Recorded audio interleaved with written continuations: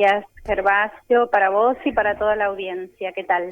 ¿Qué tal, Ruth? ¿Cómo estás? En principio, para arrancar, me gustaría que nos cuentes cómo viste vos la movilización del sábado, qué reflexión tenés acerca de la última movilización del movimiento feminista. Bueno, en principio creo que volvimos a demostrar el interés por el internacionalismo, ¿no? Me parece que eso es muy importante dentro de los movimientos feministas, transfeministas y los momentos que estamos enfrentando a nivel global.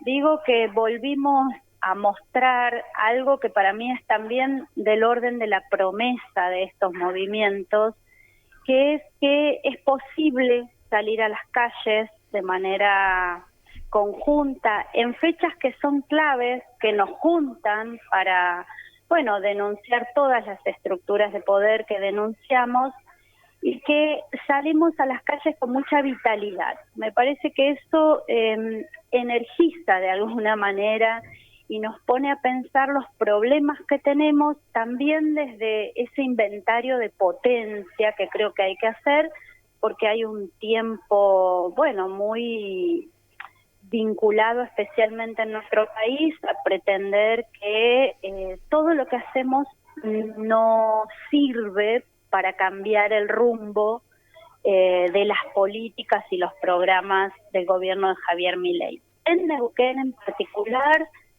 decirles que contó con un tejido muy importante desde el 4 de febrero, es decir, inmediatamente después del 1 de febrero empezamos a convocarnos en discusiones, en debates, en diálogos con muchas organizaciones, tales así que fuimos 28 las organizaciones que nos reunimos en asamblea para el armado de lo que fue la ocupación, diría, de la calle el 8 de marzo. Ruth, decís que son tiempos en donde se intenta instalar que de nada sirve la movilización, la militancia. ¿Cuál es entonces esa vitalidad y esa promesa, como dijiste vos, que hoy plantean las organizaciones feministas? Bueno, creo que un poco la promesa está en la definición de la persistencia y la conciencia, ¿no? Me parece que hay una conciencia instalada sobre las amenazas cotidianas que hay sobre las existencias, y lo digo así, muy en plural, ¿no? Las Ujú. existencias, las vidas, los deseos. Entonces, me parece que ahí hay un punto importante, reconocer y hacer conciencia de cuán amenazadas estamos, cuán amenazadas están las vidas, en general las vidas de las personas, las vidas en los territorios, ¿no? Venimos también de un contexto de lo que podemos definir como ecocidio al servicio del negociado inmobiliario en la Patagonia. Parte de las discusiones que nos dimos tuvieron que ver con eso, ¿no? Una Patagonia ardida por un fuego que es profundamente político. Entonces, creo que a la par de eso está la construcción de redes, y entonces ahí me parece que también esa promesa y esa vitalidad. Entiendo que salir a la calle de la forma en que salimos eh, este año con nuevos contornos, diría, y condimentos, ¿no? Porque es el segundo 8 de marzo con Javier Milei gobernando, pero también es el segundo luego de haber pasado un año de mucha intensidad de luchas, donde el gobierno, como bien escribieron Lucy Caballero y Vero Gago, siempre termina apretando el acelerador. Y ahí es donde pareciera que lo que hacemos no alcanza, o es lo que pretenden. Yo creo que hay que seguir armando campos magnéticos de luchas colectivas que bueno, que pongan en discusión el fascismo, el racismo, el negacionismo que tiene este gobierno, para acumular, ¿no? Creo que hay algo que es del orden de la acumulación de fuerzas, la búsqueda de argumentos.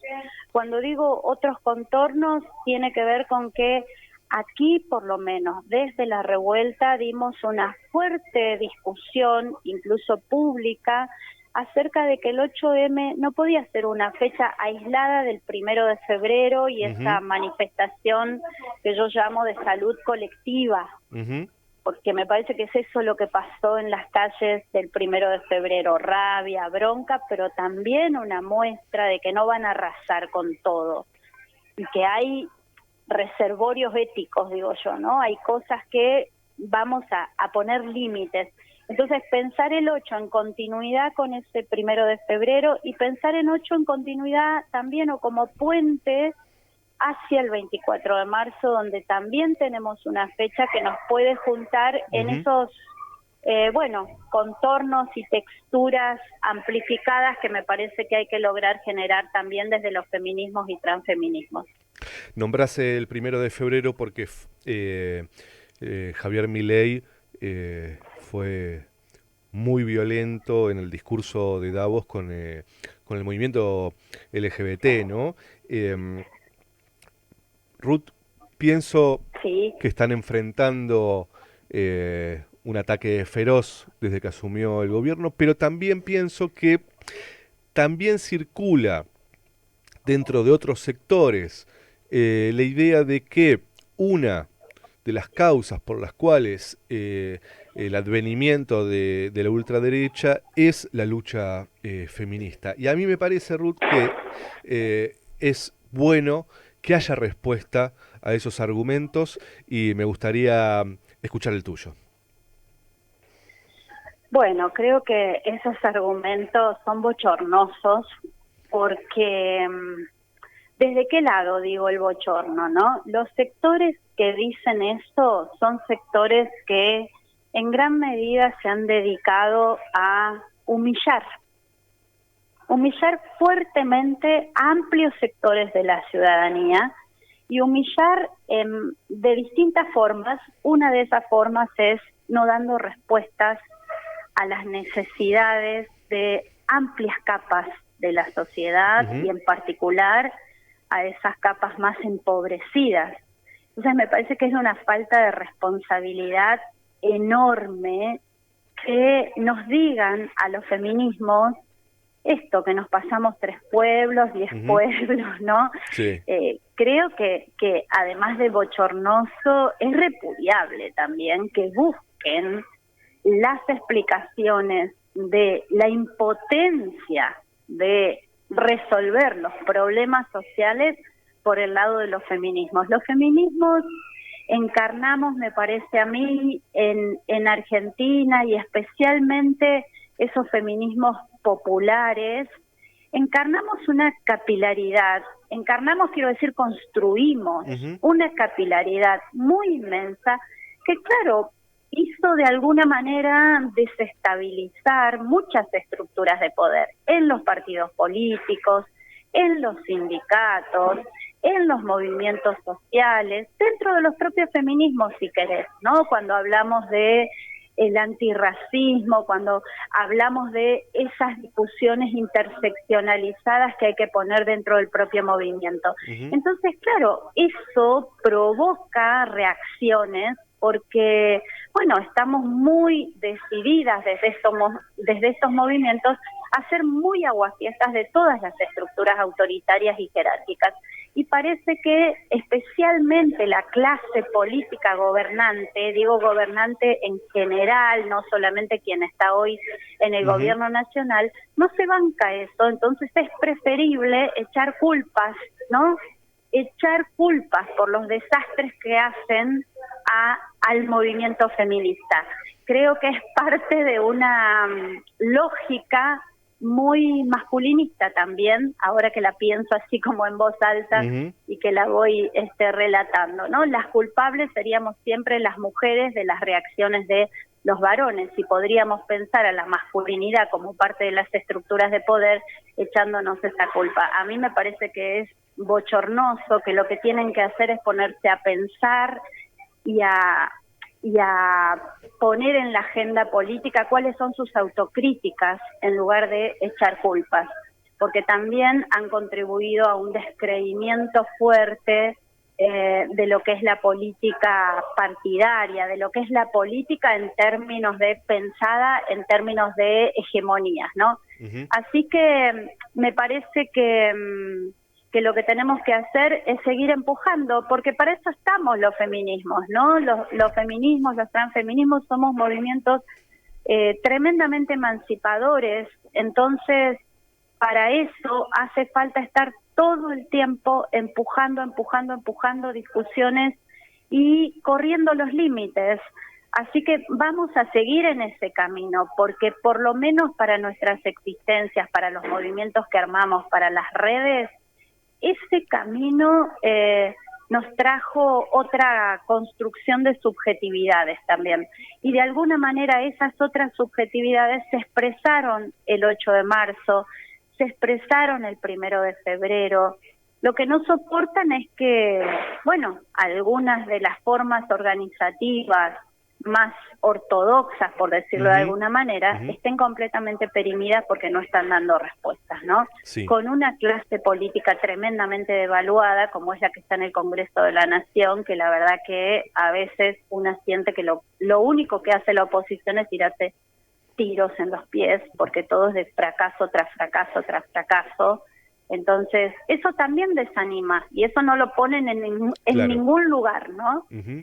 Ruth, ¿qué desafíos atraviesa hoy el movimiento? Me parece que estamos todos en un debate profundo acerca de los tiempos que corren y cómo impacta eso, más allá del impacto social, cómo impacta también en la organización política. ¿Qué desafíos ves que está recorriendo el movimiento?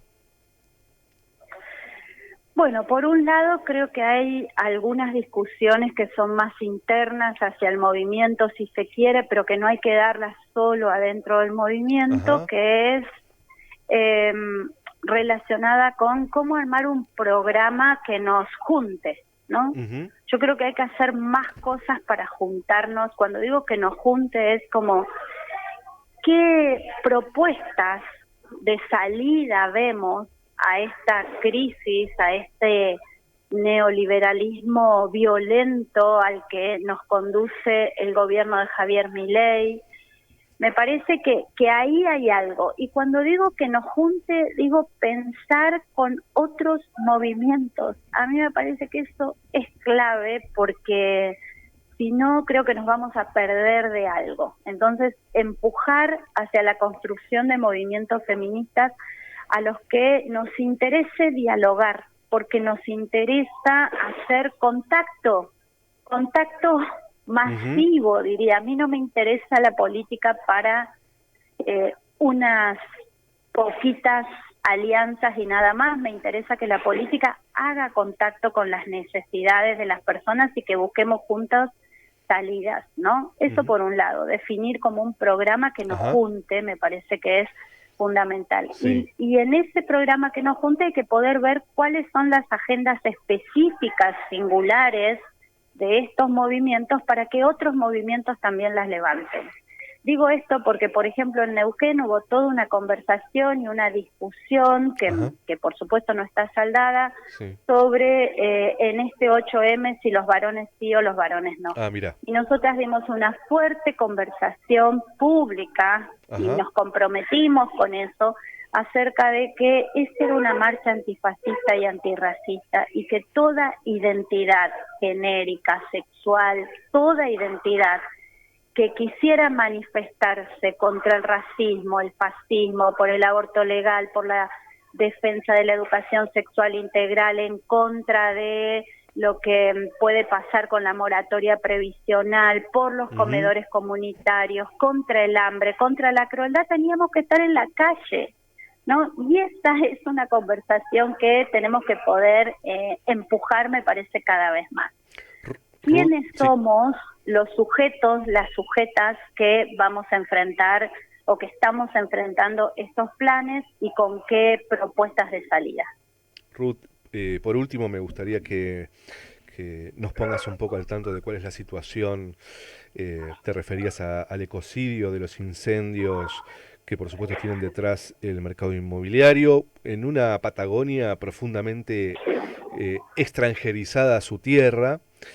¿Cuál es la situación actual, no solo de los incendios, sino de esto que un poco yo veo desde acá, por supuesto bastante lejos, pero que es la apropiación de grandes superficies de tierra en manos del empresariado? Bueno, ahí hay una preocupación muy grande, sobre todo, por un lado, más hacia el sur de Neuquén, lo que nos cuentan las compañeras de la comarca andina es cada vez más evidente todo esto que decís de el negocio inmobiliario, la extranjerización de la tierra y de la mano de eso Ujú. la represión y la persecución y la criminalización al pueblo mapuche, ¿no? Ujú. Construido como un enemigo que además pareciera ser el enemigo que no quiere que se Claro, desarrolle sí. justamente la economía al servicio de los intereses de los ricos y cada vez más ricos de este mundo. Y luego en la zona particular en la que yo vivo, eh, más vinculado a Neuquén, tenemos lo que se llama o se conoce como vaca muerta Sí. y el extractivismo feroz que está habiendo, con las consecuencias que eso trae también para las comunidades y para la propia ciudad de Neuquén, que es una ciudad que ha cambiado su infraestructura, su forma cotidiana de relacionarnos a partir de la presencia indiscutible del petróleo como